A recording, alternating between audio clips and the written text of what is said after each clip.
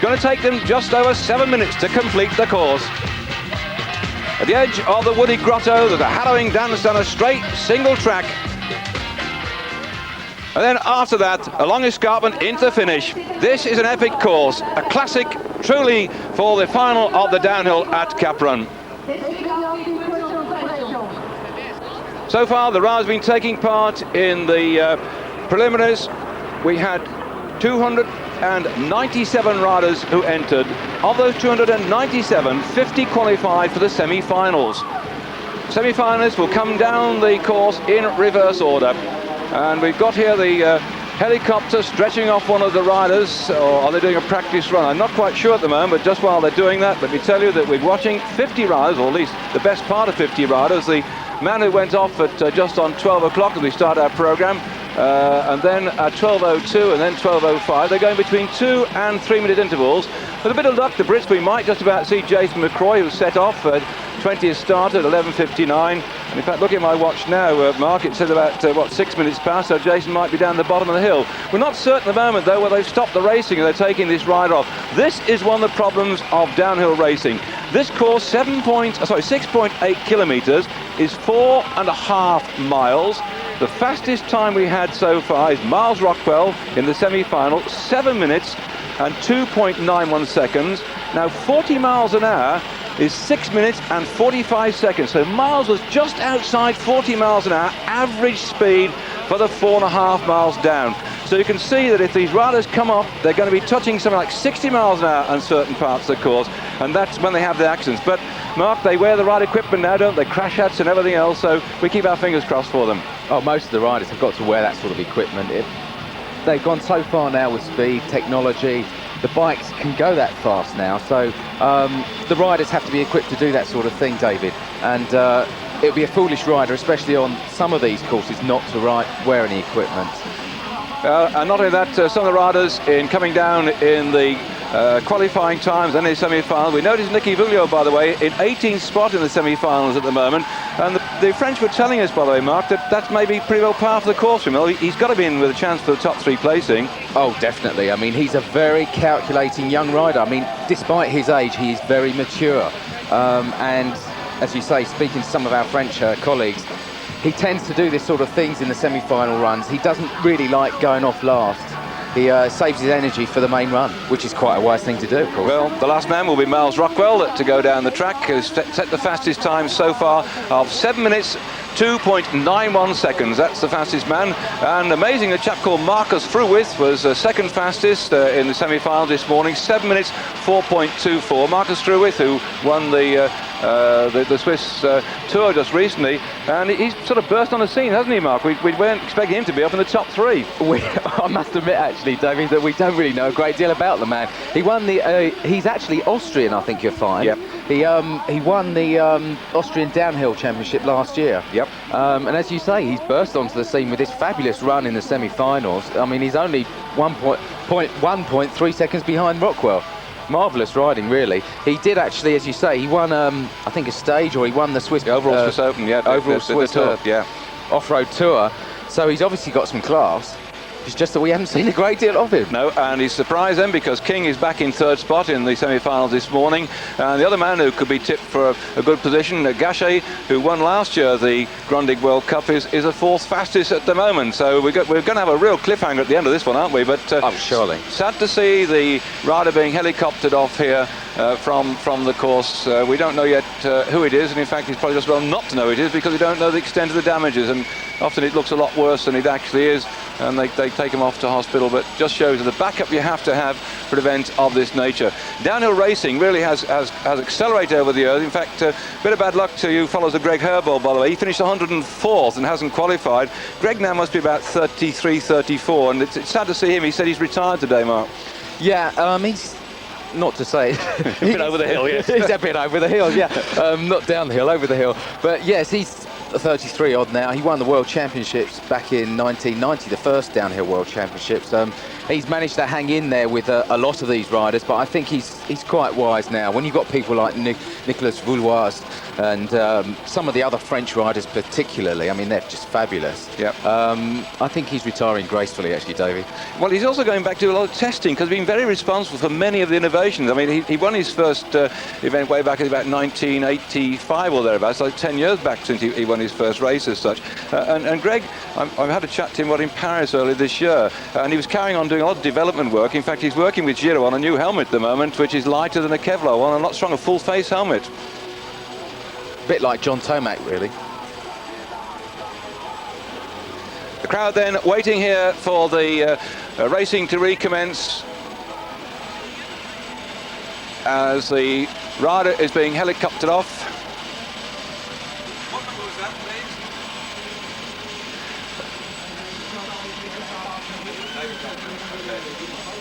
please? Well, we've now got on your screen the information that it's number 10, Todd Tanner, that has in fact come down with a big bang. He was the second off this morning, and the USA rider here, well, that's a great disappointment at the moment for Todd Tanner to crash like that. He's lying 10th overall in the Grundig Mountain Bike World Cup, and you've been watching him this year. He was going to be a star man, although he didn't do a very good semi-final time, 7:31. He's obviously trying flat out then.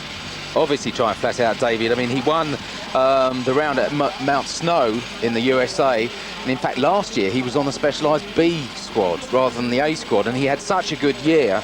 He came 5th overall in the World Cup. They promoted him to the A squad, and unfortunately it looks like he's had a serious problem here today. Well, that of course is the risk, I suppose. He was what, 49th. He was the second man to go down the track. I wanted to set a very fast time indeed. He's just lost it now. A great shame then here in the Grundig World Cup, the downhill final, to have Todd Tanner not only out the race but helicoptered off as well to hospital. Very sad indeed. I mean, as you say, he's a fabulous rider, and this type of course actually would quite suit him. Very strong. A lot of Americans are, as you'd expect, they're big and strong riders. They don't tend to like the technical courses in Europe. But this course, although it has technical sections on it, it does have some flat-out speed-type parts of the course, and that would suit him.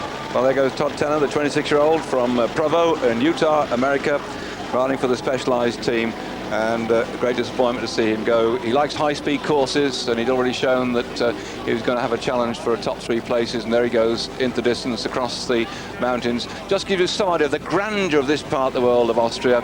Kaprun being used in the past several times for the Grundig World Cup. Not in the World Cup series next year, by the way. There's been quite a change in the arrangement for next year. The World Cup will be out there. First of all, the first of the downhill one's going to be Serra Nevada in Spain. Then we're going to Livigno, and then the third one will be at Mount Saint Anne, and then off to the east coast of America for the 4th. The 5th will be at Leggett, and the 6th will be at Hawaii. So next year we might be having a bit of sunshine in Hawaii rather than stay up in Austria for these spectators here waiting for the recommencement of the racing. That's going to put us down a bit, by the way, and I don't quite know what they're going to do with this, because one thing about downhill racing, it does mean that we should be finishing. And looking here at the start list, the last man to go would be off Miles Rockwell at 12 and a half minutes after 1 o'clock, and that takes him about 7 minutes to go down, so there'll be 20 past 1. We should have been finishing because the Grand Prix starts immediately after our live program. Those who are listening to any of the edited versions, please excuse me, but on the live program this Sunday afternoon, we're going to get very close up against the Grand Prix, unless they reduce the timing. And I hope they try and get the timings back on order, because there are gaps between 2.5 minutes each of the riders are coming down, and that may give them a chance then of catching back the time. We'll have to wait and see then, as our next rider on the start line at the moment, number 62, ready to go. There we are. So Moreno on the way, the Spanish rider on the track now. Todd Tanner helicoptered off to hospital. This is one rider we don't know a great deal about, actually, David. He's had one result so far in the World Cup this year. He came 25th at Cap d'Aille on that very technical course. But apart from that, he's a bit of an enigma for us. And it looks like he's not really taking off at the moment, Mark. I think his chain has come off, actually, David. Yes, definitely. Got problems there. He wasn't taking that too seriously. I wonder what he's sort of doing his little bunny hops on the way down. So the rider here, number 62, Olego Moreno, has now... Let's have a look at this one again. Yep, you can see his chain flapping about there. It's quite remarkable because many of the downhillers now, underneath the rear stay, they have that device which actually holds the chain up, doesn't it, to stop. He hasn't even bothered to do that. It's quite remarkable. That's right. It's some of them are called DCDs. Explain. Dave's chain device. Nothing to do with me. But as you say, yeah, it keeps the chain on. I'm surprised he's not using one. Bas de Bever underway now then, the Dutch rider from the Batava squad, accelerating. We can see the difference here between him and Olego Moreno, who just had that misfortune with his chain to drop that one.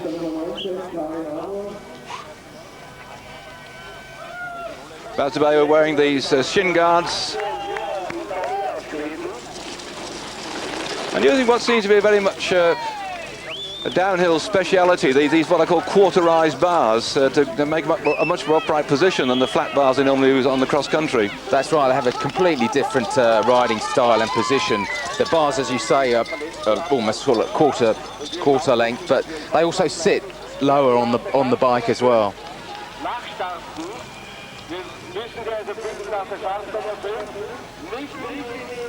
And as you can see, a lot of these riders are quite big, and which is fairly obvious, I suppose, because I mean, weight is not a disadvantage going downhill.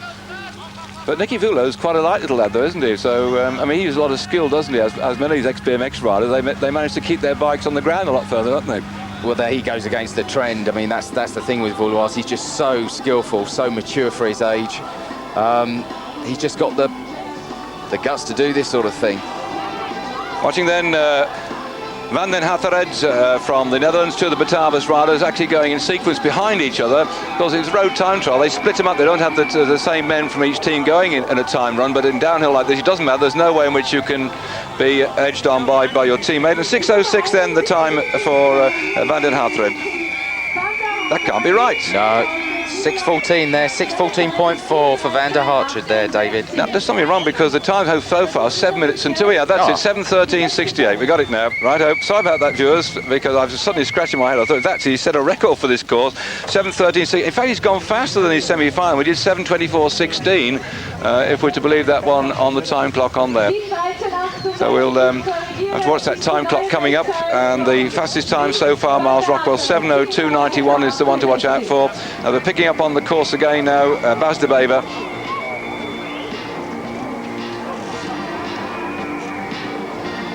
Trying to keep the bike on the ground for as long as possible here, I think.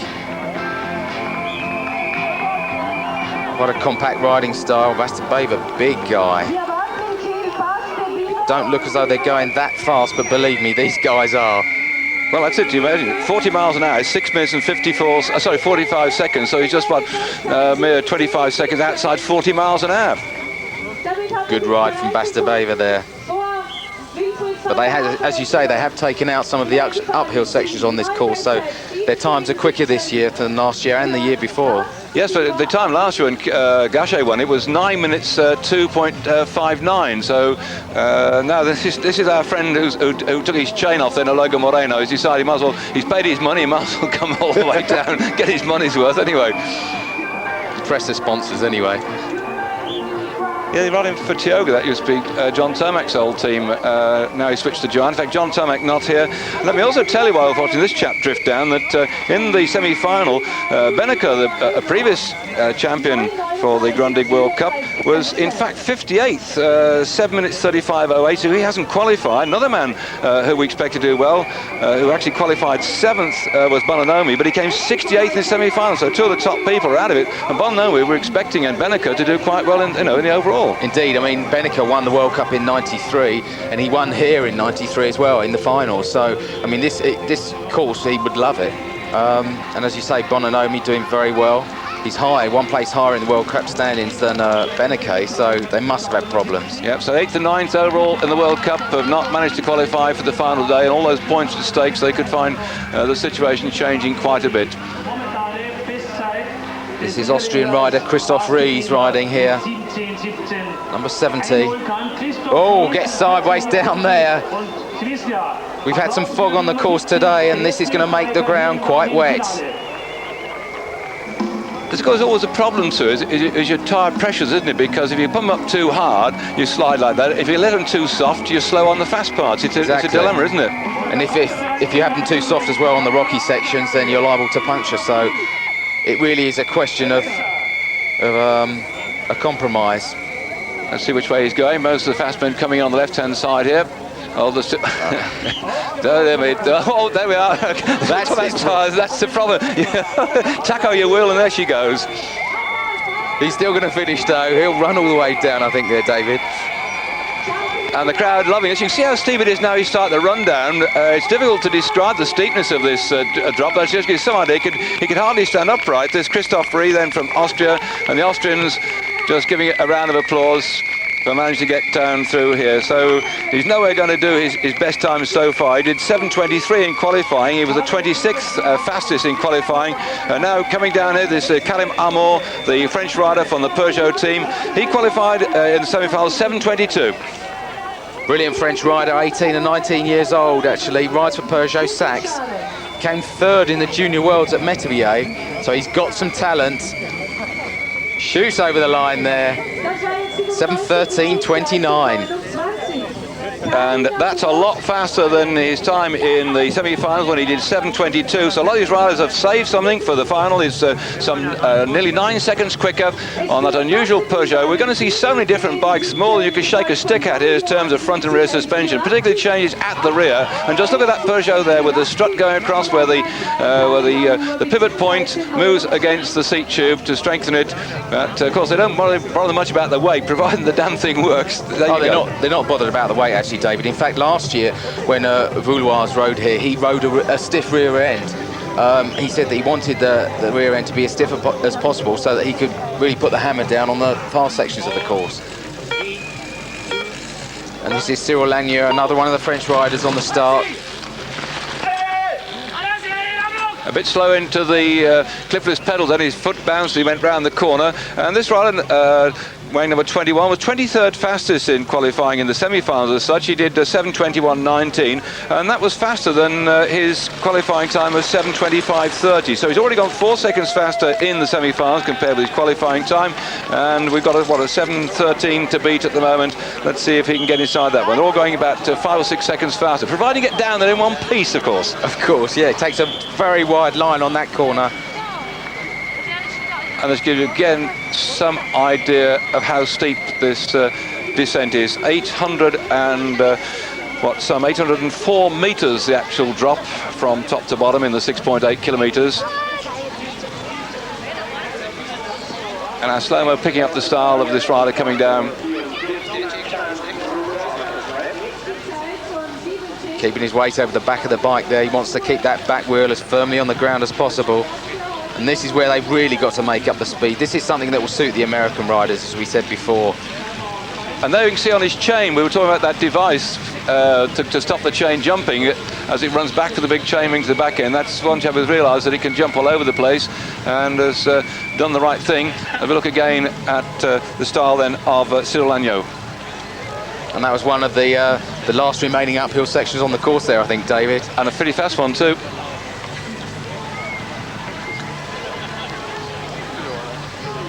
Rides for the same team as our cross-country rider Gary Ford for Scott International. Not only in the bike business, in fact Scott has recently bought the big American company as well, after the Schwinn family as such has run into trouble. So that's why of course we see Tim Gould riding for the Schwinn operation. It's part of the Scott organisation who decided to keep Tim on the road as well.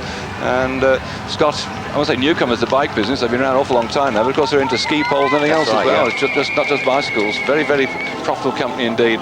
Here then still Cyril Lagnier coming down. Doesn't look as though he's going that fast, but believe me, this guy is. Knee out style, much like the motorcycle riders on the Grand Prix circuit. Any straight section, they really want to make up their time, but they've got to be careful on these corners. So coming in then, can he get inside the 7:13? We're going to get a single figure. 7:11.08 the time then for Cyril Lagnier. Second place so far.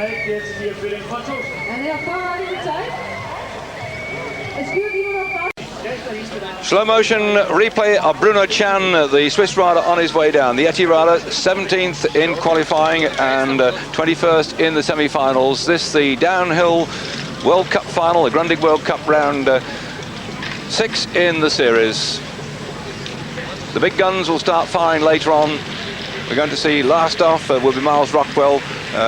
Mike King is last but 2 off. Gachet, Deaton, all familiar names to followers of downhill mountain biking, but we're watching some of the other riders here trying to pull something out of the bag and just surprise a few of the top men. But this sport calls for a lot of skill, a lot of experience over the years, and really it's going to be the back end of the race when the whole interest is going to happen. We haven't yet got Jason McCroy's time. He actually qualified. He was in 31st place in the top 15 going into semi-finals, and he finished 19th in the qualifying too. So unfortunately, we haven't got Jason's time, but we've got 3 Brits at the moment, Mark, in the race, haven't we? Jason McCroy's finished. We look forward to seeing Rob Warner and Steve Peat come down. That's right. Rob Warner will be going off 12th from last, and Steve Peat 10th.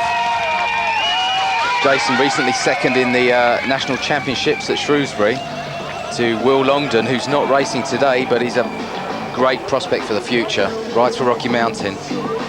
And you saw on the screen then that Bas de Wever has set the fastest time so far. That was the man we watched coming on down earlier on, and let's see if his time can be toppled now by the later riders. That's the usual way it goes, quicker and quicker all the way through. And there's quite a hell of a difference between qualifying here, because the man who was in 50th spot, 7 minutes and 31 seconds, compared with Miles Rockwell's 7:02. So there's something like a gap of some 29 seconds between the fastest and the slowest. It looked like 7:14 there for Chance, but I'm not quite sure about that, David. I don't know whether he's got a problem with his bike or with his lungs. And Marcus Pechny coming down, 182. The numbers relate to their position in the World Cup or so. You have some idea of this particular chap, 182, has now got in. In fact, he finished 20th in the semi-finals, Marcus Pechny from Austria. And the Austrians already delighted with the performance of Marcus Fruis. So, of course, they've been able to come up here and test the course and practice on him. Exactly. I mean, this is what happens when you have riders. I mean, it's like Nicolas Voulois at Cap d'Aille. I mean, he lives right near the course, and he was at the first round of the World Cup this year. He was something like 14 seconds in front of Mike King, his teammate. So it does help local knowledge. And it also happens with Cap d'Aille to have absolutely no brains at all. Not being ridiculous about it, but that to me, if you drop off the edge of that one, you're in the Mediterranean, aren't you? This side, you're bouncing down the hillside. That's what makes me wonder about someone like Francois Gachet, because he's that much older than Nicolas Voulois. He's about 28 years old. You'd expect him to have a little bit more upstairs. Yeah. Well, he's a madman actually, because he's a great motorcyclist as well. He's a rock drummer in a band as well. So Gachet, I suppose if you've been brought up on rock music and drumming, then you're prepared to throw your bike down the hills. And again, looking at Marcus Pechny here on his way down the slope. And in fact, we're talking about Nicolas Voulois. He's going off in about another 5 minutes or so.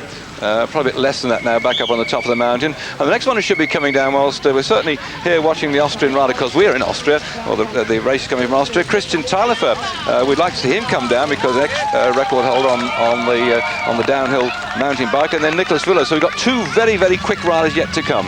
Yeah. But this rider looks quite smooth on the course now. Not as big as some of the riders we've seen today. Sometimes his power to weight ratio is very good.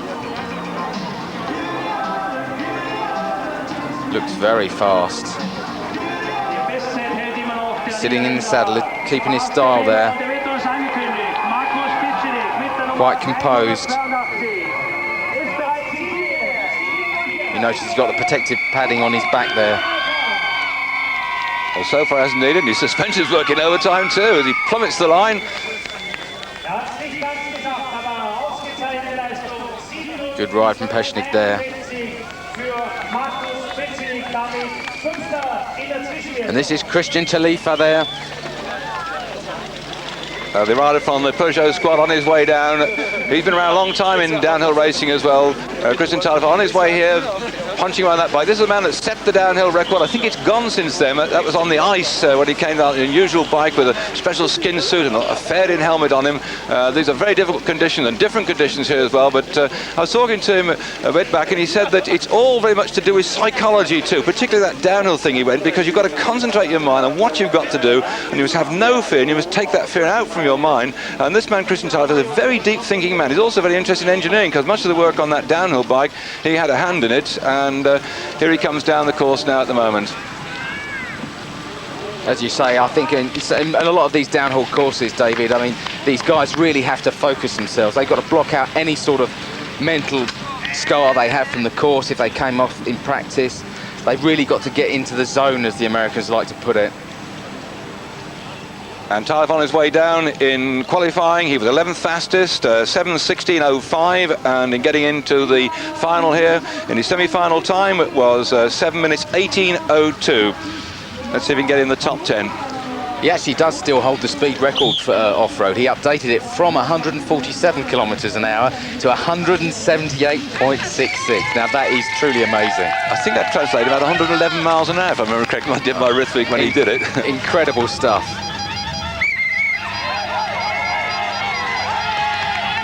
24 years old, and he loves speed, so this type of course would suit him quite well, actually, David. Came third at the Worlds in '92 behind Dave Cullinan. And Dave, of course, sidelined with his heart problems, isn't he? Yeah. Great disappointment he's not here.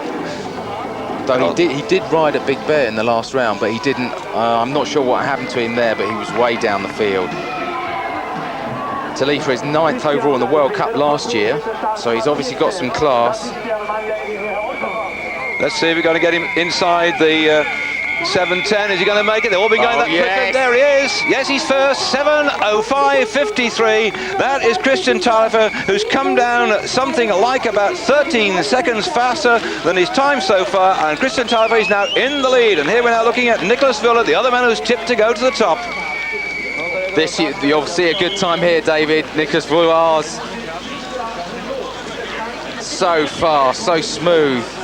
And the time to beat then, 7:05.53 for this fellow. In qualifying, he was second fastest, 7:03.83. But in the semi-final, he came down in 7 minutes and 17 seconds. He just took it a little bit easy. Now he's just got to throw everything to the wind and hammer down here. This young talent, he's been able, as a junior too, to beat the seniors as well. He's got tremendous talent. Is he going to get faster than Christian Tyler? The time to beat, 7:05.53. Don't forget, he's equal on points with Mike King, so this is all important. He's got to do a fabulous ride here. 168 points. And after that victory at Kapdal, went on, took a second place in Sweden, second place in Canada. What's he going to do today? Even on a course like Mount Snow, which is a really, really fast course, he came 6th. So despite the fact that he was at a disadvantage there, he knows how to ride fast. Lithe sort of rider, very controlled, very mature. And an unusual bike here with a bent seat tube. We've not seen one quite like that before. This is one of the GT bikes. They keep inventing new bikes, these GT field. GT doesn't stand for Gran Turismo, it stands for Gary Turner, the man who started out with GT BMX bikes. He built one for his son in his shed virtually, and went on to have one of the most successful bike companies in America. And here he is sponsoring this young flying Frenchman.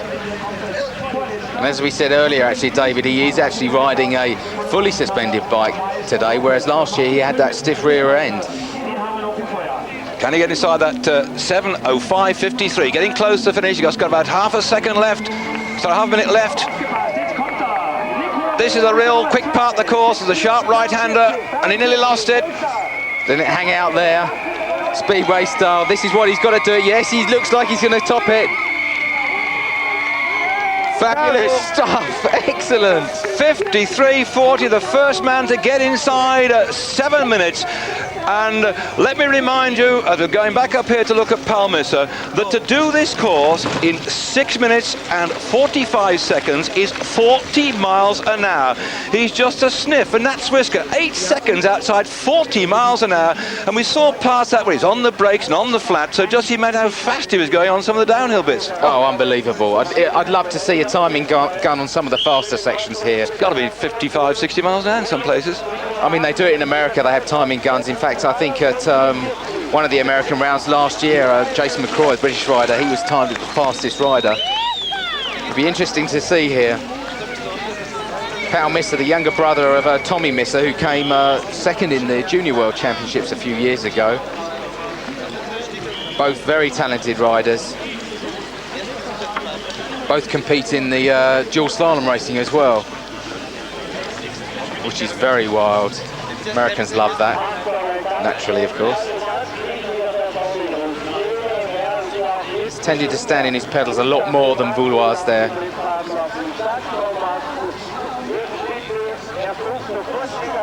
Saving his energy for the uphill sections, I think, David. This is it? Yeah. Sort of thing that the British rider Rob Warner would do, actually.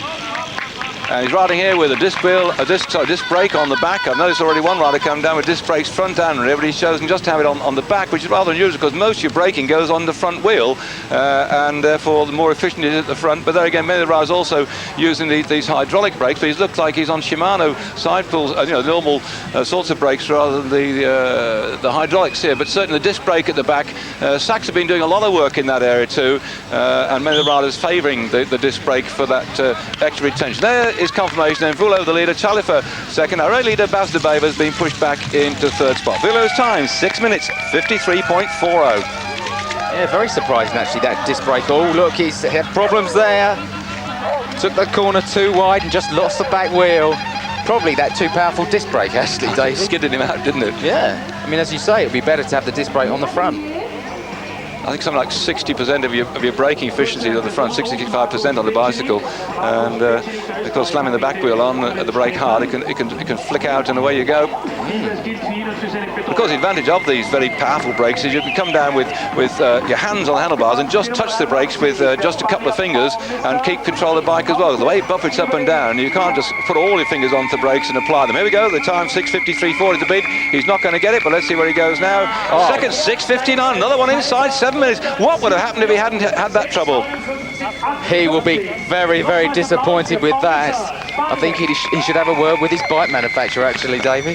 His bike manufacturer could tell him to go a bit slower around the bends, I expect. Well, his puffing and pan just shows it isn't all just a matter of sitting there and flying down. He rides to the Volvo Cannondale company. Again, Cannondale, one of the earliest into the manufacture of aluminium mountain bikes some years ago, getting also the sponsor from the car company. Back up the top then to... there he goes. Poussin, teammate of Francois Gachet, and another one of these fabulous French riders. They really are so good at downhill racing now. And Poussin again came in through BMX. He was a world champion and a French champion at BMX as well, so he has got a lot of talent when it comes to handling a bike, and we'll probably see his style later on, because these BMX riders, you can see the difference in them, can't you? They're trying to keep the bike on the ground a lot more. Yeah. They learn that, don't they, on the berms. They come over the top, they push the bike down, they keep pedalling. That's right, and if you notice, Poussin has got a disc brake on the front, which I think is a little bit wiser than Pau Misser. And let's see if we can get inside that 7 minute. They really are throwing caution to the wind now. When you think that Voulo has come down something like about 6 seconds faster than his fastest time so far, and Pau Misser certainly again surprised everybody. He was 18 seconds faster than his semi-final time, so it just shows there is a lot more to go for some of these riders when it comes to the final. Very surprising result there with Pau Misser. It makes you wonder if Voulois had a problem up the top, because he usually is so much faster than a lot of these riders. It also makes you wonder what people like Gachet and Deaton and Rockwell are going to do. Right, of course, they stay upright, and sympathy extended to Todd Tanner, who was helicoptered off the course. If you haven't been watching the whole programme on Eurosport, one of our riders, Todd Tanner, who we're expecting great things of. He was second man to start, had a very nasty accident and got himself helicoptered away.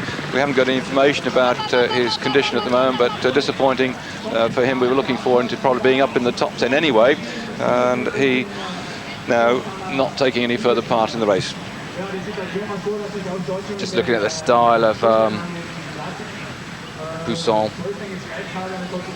As you say, he's keeping most of the wheels on the ground. The thing about these BMX riders, so they leave a lot of space. They have the saddle quite low, don't they? And their knees are bent. They're able to sort of sit down on the bike rather than in a normal, what I call, riding position. A lot have the saddle quite low. It gives them a lot more control on the bends, especially. They can, as you can see there, he's hanging his legs out. I mean, if he had the saddle at a normal type of height, brilliant round that bend. That's where the mistake that Misser made. And he's also on trainers. I'm sure he's got like the old Shimano DX BMX pedals on, because a lot of them prefer double-sided pedals and not to go to... We'll have to try and see if we can spot this one, but so many of the ex-BMX riders don't always go to clipless pedals, do they? Or is he on clipless? No, I think he's actually on clipless there, but you are right with that. British rider Rob Warner tends to just wear training shoes, as you say. They like the fact that they can just step on and off of the pedals without having to fumble around with their pedals. And there we are, the time coming up then for Florent Poussin of France, riding for the Sun Chippy Company, and across the line 7:06.09 puts him in fourth spot. Not so bad ride there from Poussin. Well, the leader at the moment then, Nicolas Vaux, is 6 minutes 53.40, our leader at the moment. Disappearing in the distance then, Andy Böhler of Switzerland, the GT rider.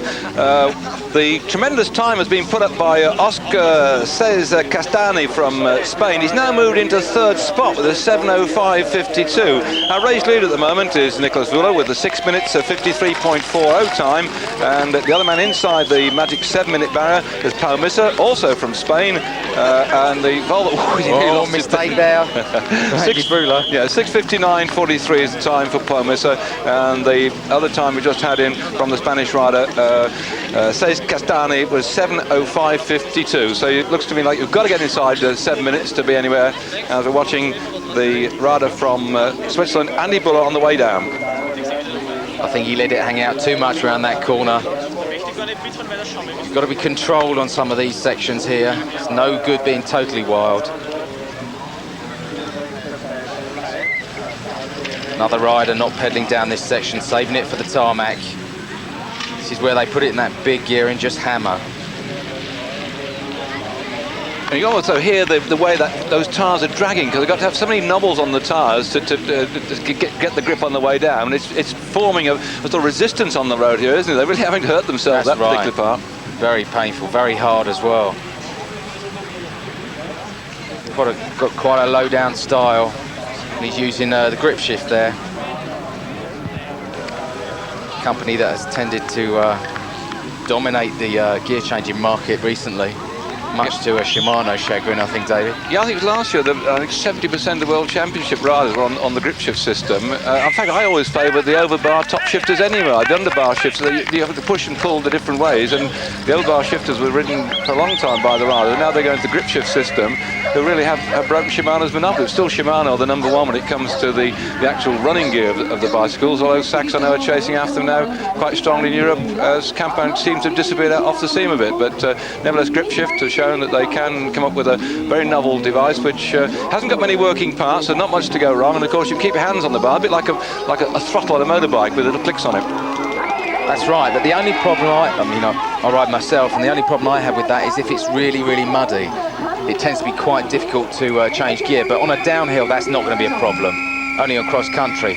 Here he goes then. What's it be for our GT rider? 20 spot 7:17.51, as they say, tapping the side of it. Will not trouble the judges.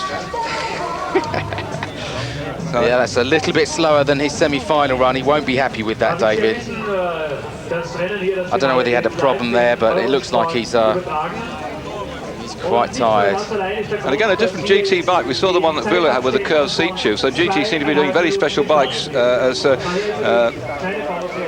Henry Corrado of Italy, the dark rider, comes down here. And Rob Warner will be up on the top as well, you British viewers. He will be underway. He's due to start at 12:45 Central European time, but unfortunately with the problem we had with Todd Tanner, it means he'll only just about now be leaving the start house. We hope we have a chance of looking at Rob on the way down, whilst we pick up here Samuel Harin Corrado.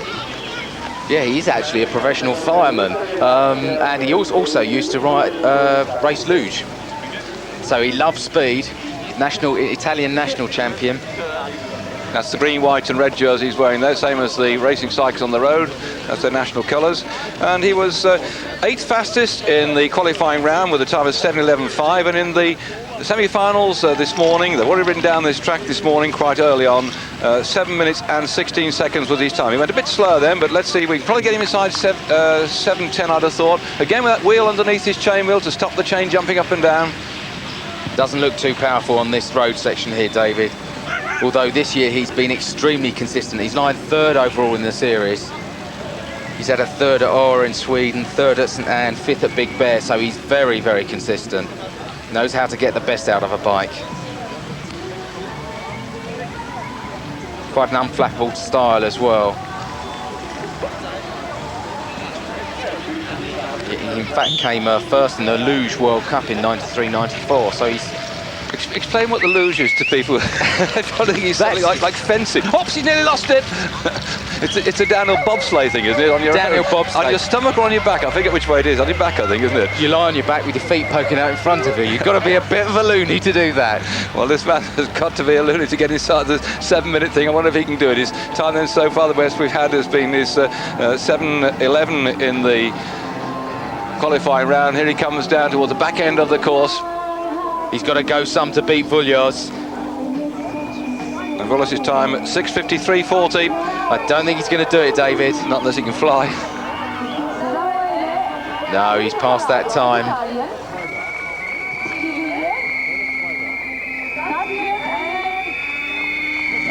And he could go into third. He has 7:03.43. Not a bad ride, but I don't think he'll be that happy with it, although he's shaking his fist there. There's a lot of good riders to come, but this is British rider Rob Warner. Oh, I like that style. He's off the line. And another of these chaps have got an unusual device to stop his chain jumping all around. He rides for the Saracen company, who make their bikes in, I'm not sure it's Kenilworth or Coventry, but it's very close there. And so he's one of the strong supported teams. They're one of the biggest sponsors, I suppose, of any team back in Great Britain. Oh yeah, definitely. Biggest sponsors. They got most of the good downhillers. Warner, Steve Peat, Andrew Titley, Helen Mortimer, Sophie Kemp, who's very good as well. But Warner's got a very distinctive style. As you were saying earlier, David, he's not wearing the clip-in shoes, he's wearing his normal trainers. Or abnormal trainers, because he's one of the few that use them. I think that's more appropriate. Some people nickname him the caveman, actually. Well, I remember when I was doing the commentary on the on Metabir 2 years ago on the Downhill World Championship. It was thick and muddy to begin with, and then it dried out a bit towards the end. This man surprised everybody. He didn't even qualify as the British team. He had to go across, so at his own expense, but he was virtually unknown, and he was our best finisher that day. Exactly, and he was one place in front of John Tomac, which was something to be said. And isn't he a bit of a, an odd character? He is, well, he likes having a bit of fun, I think, actually, Rob Warner. I mean, he had a brilliant result last year. He came third at Mont St Anne, which is the only podium place that the Brits have got. Well, his time, got to get inside 7 minutes. He wants to get in the top of the charts today. Rob, he's a very tall fellow. If you look at this, a very bent leg position, because he's a big bloke and he wants to have that small position on the bike on the down. But I think he's struggling a bit on the flat. Oh, he looks like it there. This is where he's going to go against you. I mean, he is such a tall rider. He's going to lose a lot of power up that uphill section. And of course, again, these motorcycle riders who turn to mountain biking. I remember my good friend Tim Flukes, who was an ex-motocross rider, coming to mountain biking, now working for the RockShox company. In fact, he goes around with a van. He's here today sorting out the requirements of so many riders who ride with the RockShox on their bicycles. He's another ex-motocross rider. They seem to have an eye for this sort of thing, but again, the cycling sections, they have to train for that. There's no motor today. That's right. Flukesy, like Warner, very tall, rangy type of rider. Brilliant at handling the bike, but he looks quite smooth today. Saracen have also been very much involved in sponsoring of cycle racing for some time now. Mick Eyes worked for the company for many years. He was one of the driving forces behind the early team, and he probably says he's the oldest professional rider in the world. But is he going to get inside 7 minutes? I doubt it this time for Rob. No, I don't think so. It looks like he's going to be just outside the 7 minute time. Of course, a lot of these riders now are riding with full face helmets. But what's it going to be? It's going to be quite a good time. Wheelies over the line. He's fourth. 05.29 puts him in fourth. I mean, he really has come on, because that's tremendous really for Rob. He's fourth at the moment, but the lot of good riders yet to come. 11.89 behind Vullios.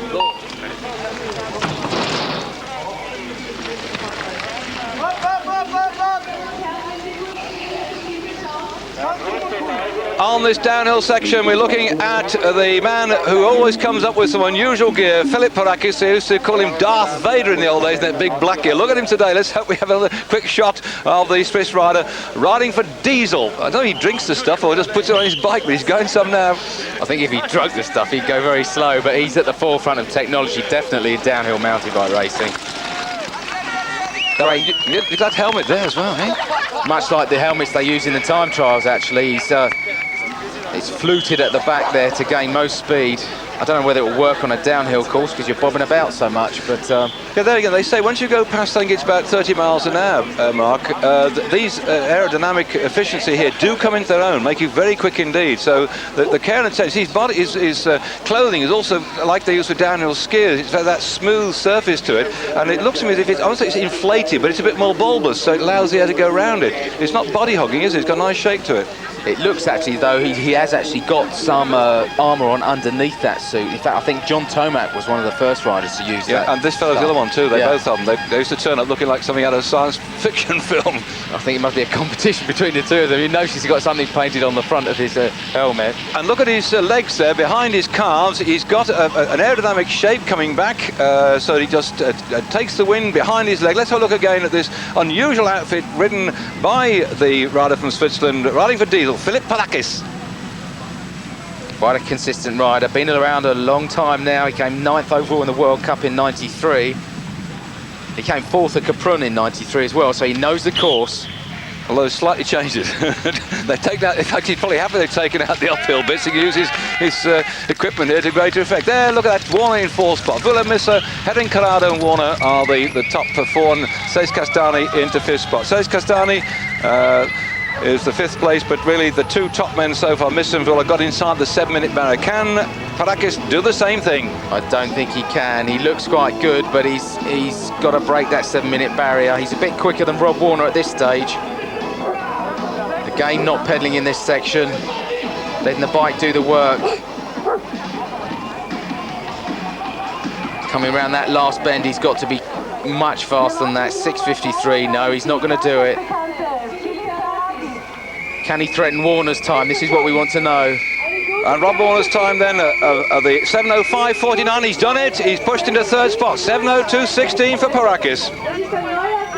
Good ride from Parakis there. This is the type of course that he'd love. Let's hope we get a close-up. We couldn't actually have that because they were too busy getting their photographs. I'm sorry. Now, again, the Brits underway. Steve Peat again for Saracen. Had a great season last year, Steve Peat. He won the national championship, the National Points Series in Great Britain, the BNBF National Points Series. He came 3rd at the National Championships. And here is then at Kaprun on this very intricate course. Steve Peat, he finished in 15th spot in qualifying in 7 minutes 20.88, and in the semi-final we had this morning, he moved up into 10th overall with a time of 7 minutes 14.9. And we know most of the riders are going anything between 6 and 10 seconds faster, so he should be moving up there, probably challenging for 4th or 5th spot, unless he can pull something out of the bag. Is he mad enough? I think he is actually. He had quite a reputation for falling off before, but he has toned down his style somewhat. I mean, fabulous cross-country rider as well, David. So he's got the fitness for this type of course. This is one of the longer courses on the circuit as well. And he came, indeed, he came 12th at the Worlds last year, so he knows how to ride fast. Because the problem with the Brits, though, we don't have the opportunity, unless you're going out over to the Alps or to Pyrenees or into Austria, to ride these sort of courses. I mean, our mountains, we call them, about like 1/3 of this, aren't they? Exactly. I mean, a lot of our downhill courses are 1.5 to 3 minutes long, so it doesn't really condition you for this type of course. But this is where Pete will make up ground. His cross-country experience will help him considerably here. He certainly looked a lot quicker than Rob Warner on that stretch, didn't he? Oh, yeah. Warner looked like he was struggling on that section. I think he should lay off the fags and booze. He'll get you for that. Well, Steve Peat on his way down then, the British rider. We've had 3 of them qualify in the top 50. Jason McCroy was not in the leaderboard at the moment. Rob Warner pushed himself into 4th spot at one position, but is now being pushed down as the faster men come through. And Steve Peat here qualified 10th fastest in the semi-final this morning. which was a fabulous ride, really, considering that he was 51st overall in the Grundig World Cup standing, so he really has come on. Looks like he's riding quite wide bars too, much wider than most of the riders. They don't look like standard mountain bike bars at all. They're very high rise, almost like the old rally choppers that you used to see. Yeah, and they're wide too to get plenty of grip and to make sure that he can steer the thing nice, and of course giving plenty of air into his lungs to breathe, because these chaps get very blessed at the bottom, and the time he's got to beat 6:53 of Vull. I don't think he's certainly not going to do that one, but will he get up into the top half dozen? No, he's not going to beat that. He's not going to break the 7-minute barrier, but what's it going to be for Stephen Peat? 7:03.67 put in this spot at the moment. I should think he'll be fairly happy with that. Yes, he raises his arm in salute there. Knows he's done a good ride. Here we have the brother of Pau Misser, Tommy Misser. Excellent rider from Spain, 20 years old, rides for Klein, same team as his brother. An intriguing thing about the Missers, they didn't get in the top 20 in the qualifying rounds. They just drove themselves in and waited for the semi-final. This one, Thomas Misser finished 9th this morning in 7 minutes 11.84. And if we go back and look at the time that his brother Pau Misser put up, his brother in fact went some 18 seconds faster than he did in the semi-final this morning. Let's see what this fella can do. If he can go 18 seconds faster, he really is going to rocket into the lead. Oh, definitely. He's going to love this type of course, because he's very, very good at dual slalom racing as well, so he can let it hang out on the corners here, David. He won the first of the Cors descenders in Spain, which went with the cross-country, the second round of the cross-country at Real Almanzares, I think it's called. Getting a bit tongue-tied here, he's too exciting, I think. Of course, Misser was second in the Junior Worlds in '91. So he's come on a long way since then. He's still very young, so he's got a lot of time ahead of him. And we can see here again the way in which they can go across this fast part of the course. But you see one or two struggling, but Thomas Misser going very quickly along that part of the course. Time to make up, and that's one time to make it. Very nice style, composed on the bike. Watch him round this corner. Trying to keep that back end right down on the ground. And also he rides for the Volvo Klein people. Klein again very early into the aluminium for mountain bikes and road bikes as well. Some of the Once team from Spain ride the Klein road bikes. So the young rider here from Klein Volvo on his way down, looking very, very smooth indeed. In fact, there's a deception of it all, isn't it? Some of the riders look smooth and you think, gosh, they're going quick. Oh, definitely. You get someone like Misser, who looks extremely smooth. You get someone like, Beneke, who's quite wild. He's wild enough not to qualify for the top 50 today. Indeed. Someone like Frank Roman as well, the French rider. Yeah, he's yet to come, Frank Roman. In fact, he's the next but one. This looks like it's going to be a fast time here from Tommy Misser. Looks very good. Will he challenge Vulloz? And his brother time also is 6:59. Looks like he's going to beat his brother. Definitely. 6:53.66. Moves into second spot, only 0.26 of second down on Vulloz. What a fabulous ride from Tommy Misser. That young promise he showed back in 1991 has come through.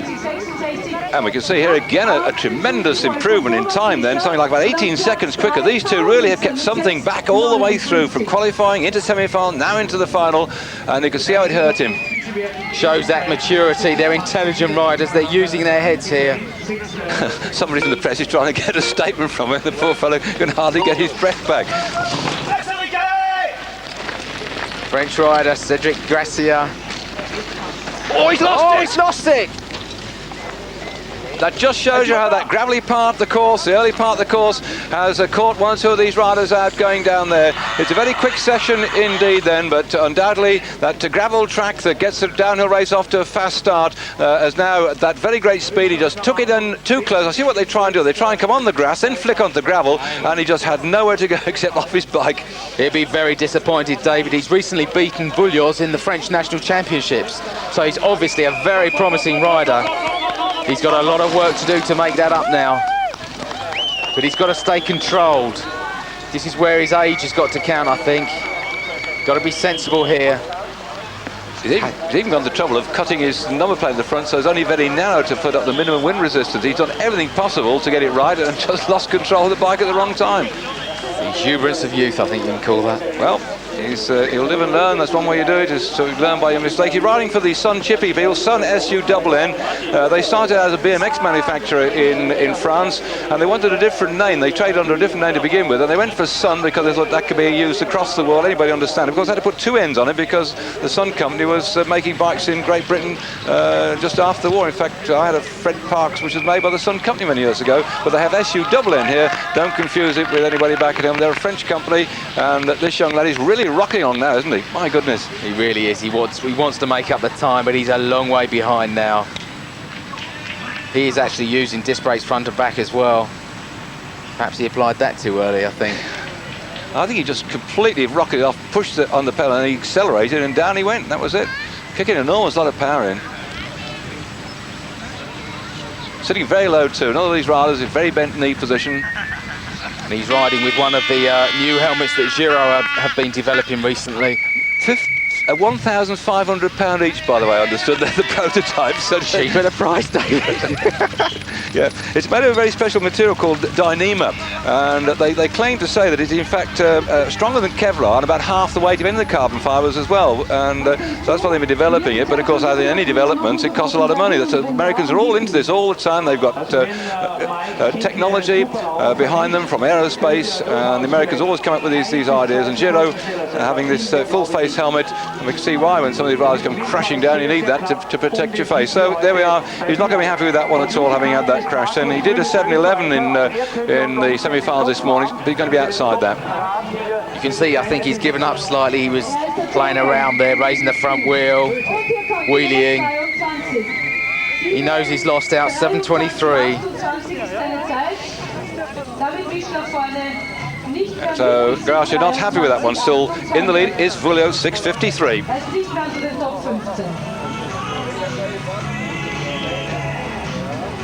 Frank Roman, the madman himself, on his way down. Another of these ex-BMX riders who throws caution to the wind in this, the final of the Grundig Downhill Cup. It's round 6 here, and we're getting into the top 7 riders. Frank Roman has to now try and beat the time of Nicolas Voulard, who's gone down in 6 minutes, 53.40 seconds. As you say, David, Frank Roman, one of the wilder riders on the circuit. He won the round in Mont-Saint-Anne, I think it was. Just beating Vullios by 0.02 of a second. Well, that's the one in Canada, Mont-Saint-Anne, which is the only one left in the World Cup round next year. They've changed the whole thing. We watched Roman go down here. The World Cup next year, sponsored by Grundig, will be in Serra Nevada in Spain, then Livigno in Italy, Mont-Saint-Anne in Canada being kept in the schedules. And we're going over to the east coast of America, then to Les Gets in France, and to finish in Hawaii of all places. And Frankie Roman, one of the older riders in the sport here, plunging along here on his Volvo Cannondale. One that looks like one of the older designs of this bike he's got here. Certainly, playing around with lots of different models recently.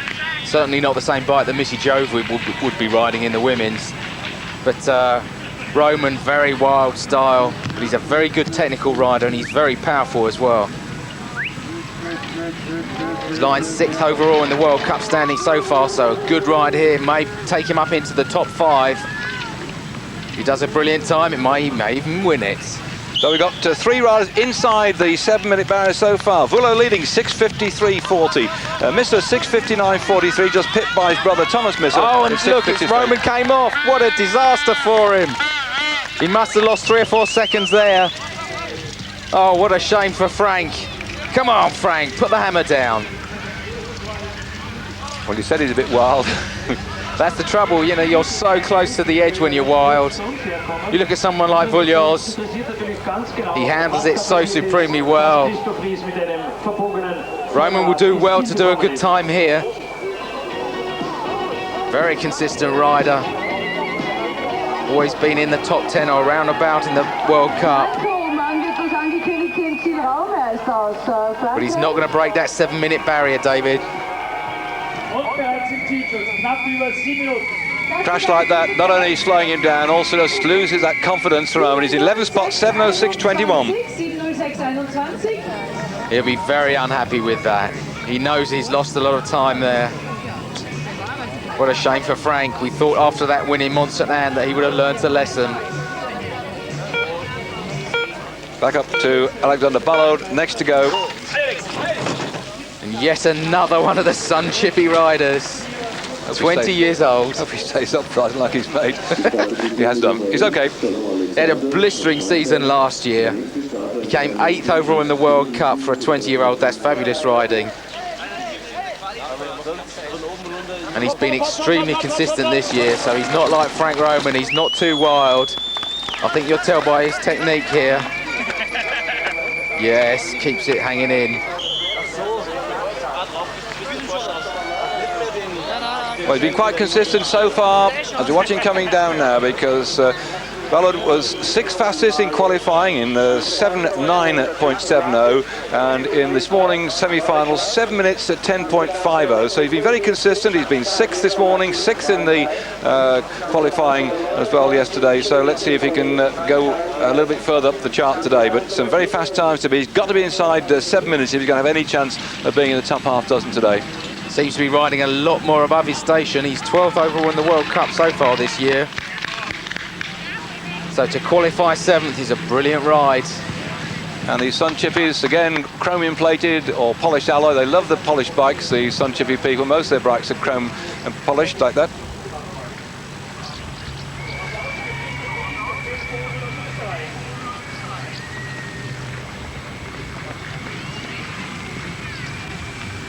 Alex Ballard there. Smooth, unhurried style. Oh, it looks like he's had a problem there with his gearing. Lost a lot of speed on that corner. Oh, the urgency seems to have gone out of him as well. Trouble is, if you lose a second here, a second there on the corners, it really does take its toll on your overall time.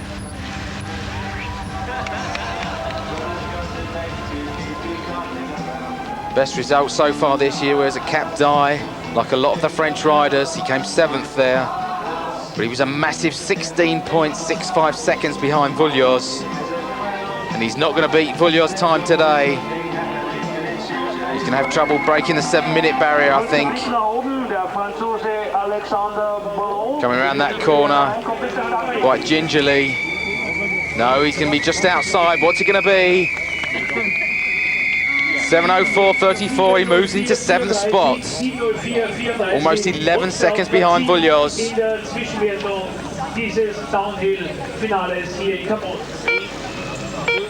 Going up then to the start house again as underway now, Jimmy Deaton.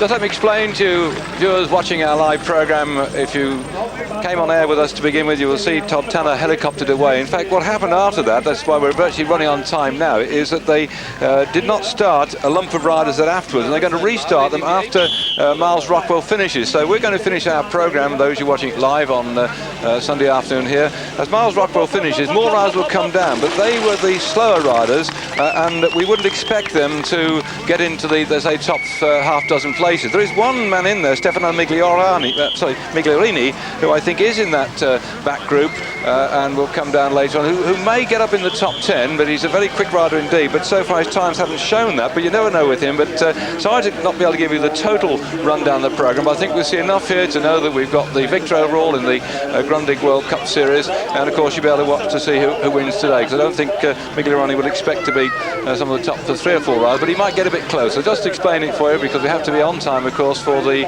Grand Prix at Hungary, where a lot of motor racing fans want that one to start on time, wouldn't like the bikes to interfere. But you've got to see the best riders yet to come. Jimmy Deaton on his way down.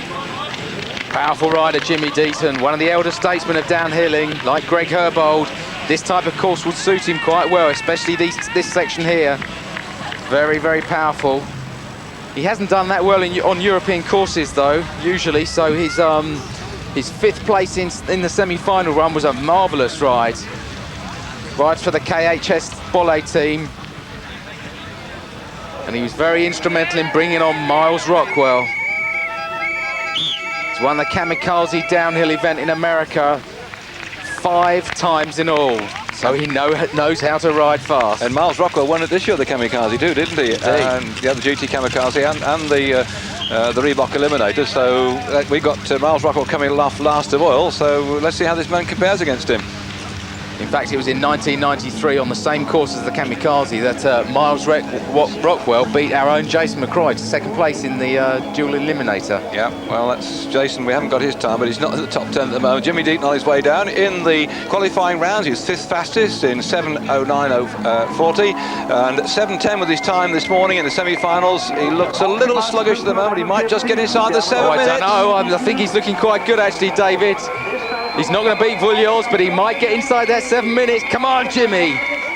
That's it. He's going to do it. Brilliant ride. 3rd place for Jimmy Deaton. 3.39 seconds behind Vullios. He just seemed a bit slow at that time, didn't he? Composing himself, that last rush, because I suppose you can overcook it on that one. Francois Gachet, the world champion, next to go. Riding number 4, 4th overall at the moment in the World Cup Series. Underway. And what a season he had last year, Francois Gachet, David. He's the only rider to have won the World Cup and the World Championships in the same season. He had such a good season last year. He won 4 events in all, came second in another, and then just didn't finish the last one. Well, motorcycle fans would like to know this man rides a Harley Davidson. No engine powering him today, just his 2 legs, but he's crazy enough to go flat out down. A rock drummer, mountain biker, and Harley Davidson fan. The world champion on his way down. Fabulous rider and quite rare for a downhiller. He's 28, he's in his late 20s, so he's quite old, I'm afraid to say. Thank you. In fact, in the qualifying, he was 4th fastest, 7:05.14 in the semi-finals this morning, 7:06.42. He knows he's got to get inside 7 minutes. We've had 4 riders break 7 minutes so far. Can the world champion, 4th overall in the Grundig World Cup, pull one out of the bag today and beat Nicolo Vullios' time of 6:53.40? He'd have to be going very well to do that. He hasn't had as good a season this year as he did last year. This section is going to suit him quite well today, though.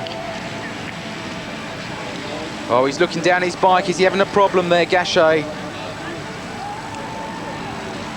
He's had 2 4ths and a 3rd so far this season, so he won't be as happy as he was last year.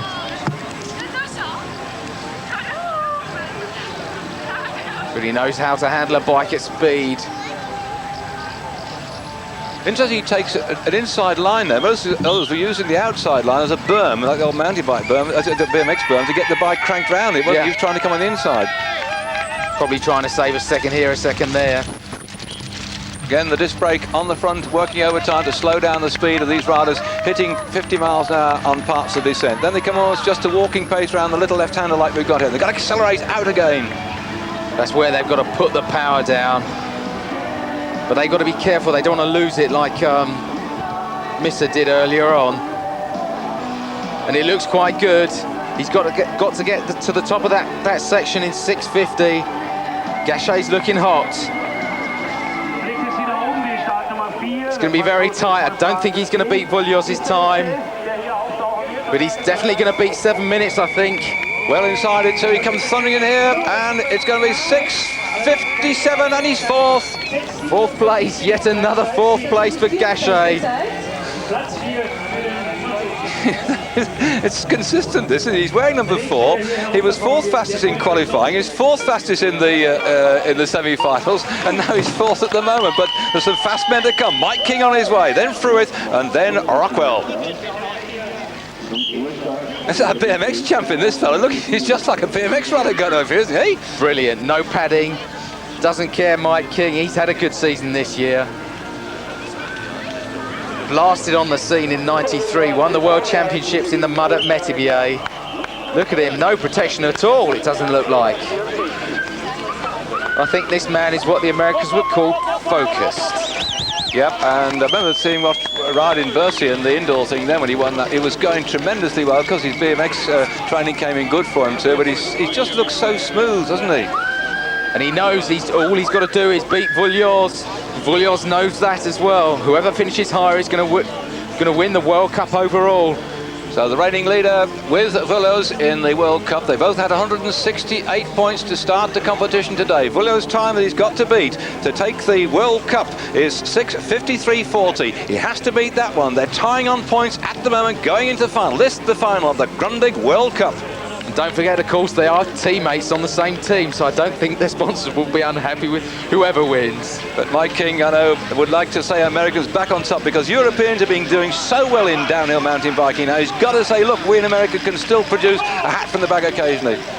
That's right, they've tended to dominate last season and this season, which has put the American noses slightly out of joint. When Todd Tanner won in Mount Snow, he said a few controversial things. He said this was for the Yanks. Well, let's see if a Yank can get this one now. We've already seen Gachet come down, the reigning champion for the Grundig series, the world champion. He's not in with a shout. Now, he did get inside the 7 minutes barrier at 6:57, but really this man's got that 6:53.40 to beat. Otherwise, the crown goes to the young Frenchman. Don't forget, he's got to get to the top of that last bend by about 6:45, I think you'll find, David. He's on the last section now. Again, you see, just jumps his bike very quick back down onto the earth, doesn't he? Get the power down straight away. No flamboyance here. King wants to win this. He's got to do very well, though. See how he crouches low, makes himself aerodynamic. He's got 10 seconds to get inside that. I don't think he's going to do it. Doesn't look like he's going to be very tight, David. 6:53.40 to beat. No, he hasn't done it. Third, 6:55.46. He knows he's lost the World Cup. Well, he punched the air, but he's a couple of seconds slower than Vullios. He's got the white jersey on as the Grundig World Cup leader. He was tying on points with Nicholas Vullios as they came into this round here. But according to our calculations in the commentary box here, he's not going to be the Grundig World Cup victor this year. It's going to the young Frenchman because we've got Marcus Fruith yet to go. No, it looks like Fruith has got a problem. His tyre's come off, his front tyre. Oh, what a shame for Fruith. What a fabulous ride he had in the semi-finals, David. Oh, 7:04.24, hoisted himself up there. He was the Austrian champion last year and he surprised everybody by his performance. He rides that heavy tool company and he must have got something terribly wrong there, and it's going to be great disappointment for the Austrians really to come into the into this final. It looks like he's got a front tyre puncture. Oh, what a shame. After such a fabulous ride. Somehow, though, I think you might see more of this chap on the circuit. The winner of the mountain bike tour of Switzerland. We're actually having a mountain bike tour of France as well this year. That's coming up at the end of August. We've yet also got to have the cross-country rounds of the Grundig World Cup and, of course, the World Championships in mountain biking yet to take place. So on Eurosport, bringing you lots of mountain biking, all the best of the mountain bike events you can see on Eurosport, and we've got a lot more to go before the season ends. But this man, Marcus Fruith, who will be very disappointed with that. And there, they're standing at the moment. Vullios, Misser, King, Deaton and Gachet. Vullio will take the white jersey as the overall World Cup victor for the Grundig, which is round 6 today at Kaprun. Yes, that's right. Although we've got Miles Rockwell to come and he's lying 5th overall in the World Cup, he can't overtake Vullios now. If he got 50 points, adding on to his score so far, 136, to take him 180 something, but Vullios going to be maybe second. No, there's no way he can lose it, is it? No way. It's a precarious position to watch the bike race because he's sat on top of the roof. It's painful too. Well, we're having this little delay because Marcus Fruith is walking his way down here. Miles Rockwell yet to go. Our last rider to come down the mountain here at Kaprun in the Pinzgau Valley, some 80 miles from Salzburg, a beautiful part of the world here with the Kitchenhorn Glacier in the background. We had a chance of looking at that one just a moment or so ago. And if you come to this neck of the woods too, there's lovely Lake Zell not far away from here where you can have windsurfing, swimming and sailing all available to you. Nice part of the world. Of course, those who go skiing know it very well indeed for the for the winter sports. But it sounds to me like we're getting Miles Rockwell underway and the crowd beginning to cheer here. The last man to go, Miles Rockwell. And then after this, by the way, when Miles Rockwell's gone, we are going to have those 9 men that did not come down the mountain after that crash to Todd Tanner, but they are not going to be a serious threat to any of the top half dozen place, I don't think. And certainly the battle for the Grundig World Cup jersey has now been resolved with Vulo coming out the winner. Miles Rockwell, the last man on the track before we go to those 9 that were stopped following Todd Tanner's accident. Rockwell's going to love that start to this course. Gets down in the tuck position. This is where he can use his size and strength to his advantage. He's had such a good year so far. He's had a 5th, a 3rd, a 6th, a 4th. So consistent. Best American rider so far, apart from King. But he's not going to overtake Vulos or King in the overall. But he could win this event here today. He'd love that, I'm sure. He's had 1 podium finish, 3rd at Mount Snow, behind his teammate Todd Tanner. In fact, that was an American clean sweep, 1st round in America. That was where the Yanks got their own back. So Miles Rockwell, 14th in qualifying in 7:19.58. This morning came the fastest man down this in the semi-final. He came down in 7 minutes, 2.91 seconds. He now knows that Vulo has gone some 10 seconds faster than that, 9 and a bit to be precise, or not so precise. So he's got to pull something from the bag here and really let fly on this bottom part of the course. The time checks will be coming into him, and he's really putting the pressure. Very tall fellow here. What a great contrast in style between Miles Rockwell and Vulo. But the time is 6:53.40 to beat. As you say, he's a very tall, strong rider. He won the Reebok Eliminator and the Kamikaze Downhill in America, 2 of the most prestigious events in the downhill calendar. Simply blasted the opposition. Suspension working overtime. He's got a lot of travel up the front there. There must be nearly 3 inches of travel as Rockwell's on his way down, 6:53.40 to beat. Sorry about our loss of picture at the moment. We got him back on screen. Double disc brakes for the Volvo Cannondale rider. Last of the really fast men to come down here.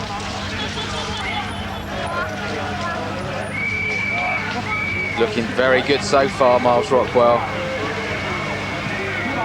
Not only consistent in the World Cup and in the World Championships as well. He's looking fast. Getting down in that tuck position. This is where he doesn't want his height. He's looking good. Got about 10 seconds to beat Vulos' time. He's definitely going to get under 7 minutes. What's it going to be? It could be the winning time. It is. Fabulous ride from Rockwell. He gets on the podium. Brilliant ride for the Volvo Cannondale rider. 2.5 seconds faster than Vulo. That is unbelievable to come down that quick in 6:51.34. That was one really that we enjoyed all the way down. He looked smooth, he looked good, and he really hit it towards the end. He's elated with that one, as well he might be. He's going to be some celebrating the old town tonight for this man. The Americans know how to celebrate too. Whoopee! Good ride.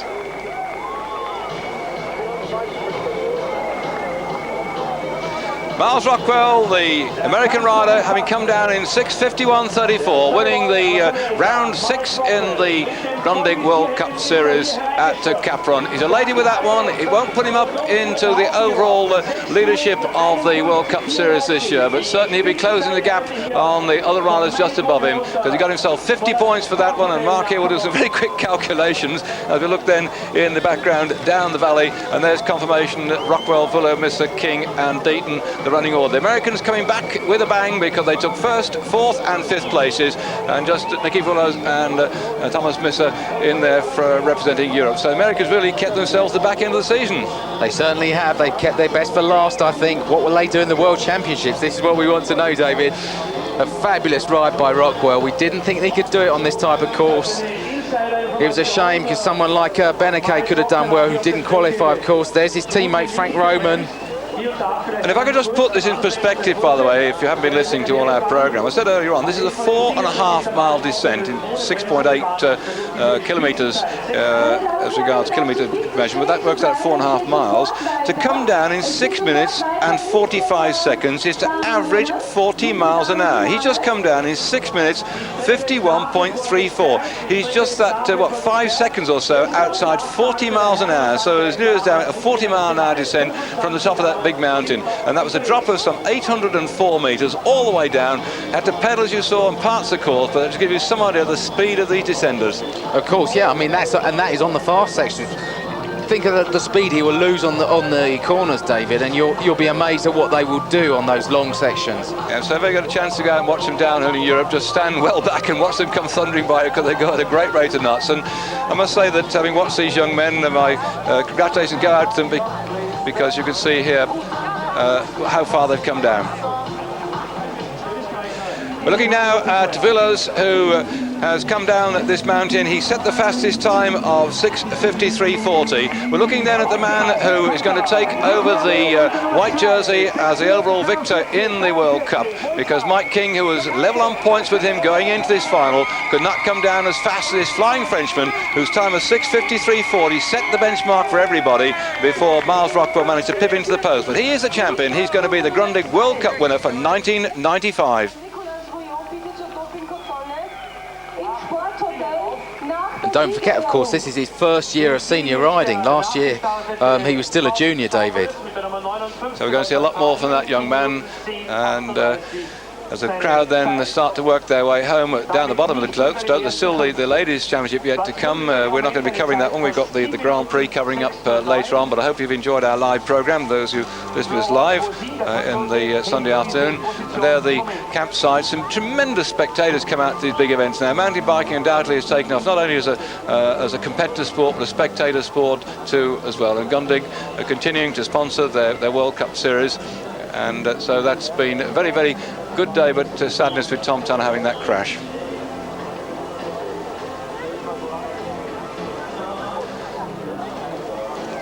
Well, the Formula One, the Hungarian Grand Prix will be coming up next live on Eurosport, whilst here at Kaprun we've been seeing live action of the downhill with Miles Rockwell coming out the victor in a fantastic time, 6 minutes 51.34. Just a fraction outside 40 miles an hour, but young Nicolas Hulot of France is the overall victor of the Grundig UCI Mountain Bike World Cup Series for 1995. He doesn't look too troubled there, does he, Mike? He's got his breath back. Doesn't look like that was much trouble at all. He's talking to English journalist there, Paul Skilbeck. He looks very content. As you can see, he's a big, strong rider. And the heavy breathing still there, because although downhills go, anybody can do it. You can't. You've got to have skill. You've also got to have speedy legs too, and use his supreme strength on the flatter parts of the course. As we now have then the overall rankings in the Grundig World Cup for Nicky Hulot, as we said earlier on, is confirmed as victor, 222 points ahead of Mike King. A bit disappointed with his performance today. Miles Rockwell moved up into third spot by that ride of his. He was lying fifth this morning, just behind Francois Gachet. Gachet dropping back into fourth behind him, but Hedin Corrado up there into fifth spot. He dropped out from third before. So Hulot is the champion, King second, Rockwell third, Gachet fourth, and Hedin in fifth.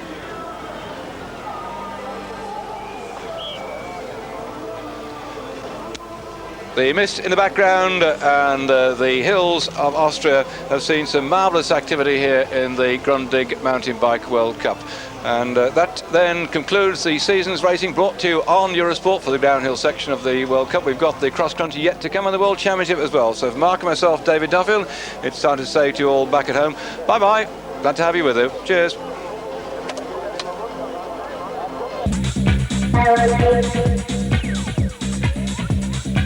The Mountain Bike World Cup was brought to you on Eurosport by Shimano. Shimano, the original bike components. And Isostar. Time to settle back for the latest instalment in the Schumacher Hill saga. It's the Hungarian Grand Prix with our top two, John Watson and Ben Edwards.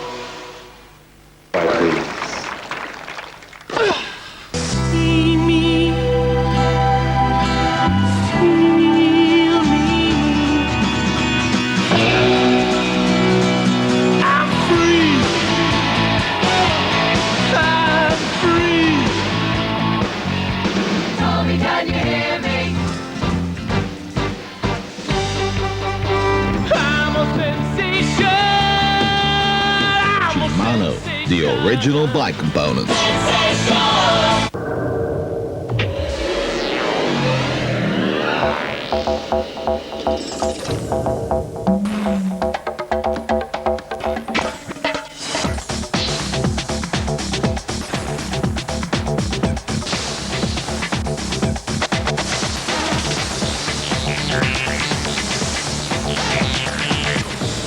Grundig Performing Arts. 10.000 kleine Explosionen im Blut. It's here where the battlefields have names like Mammoth, Kirschgarten, and Cap Die that legends are made and forgotten.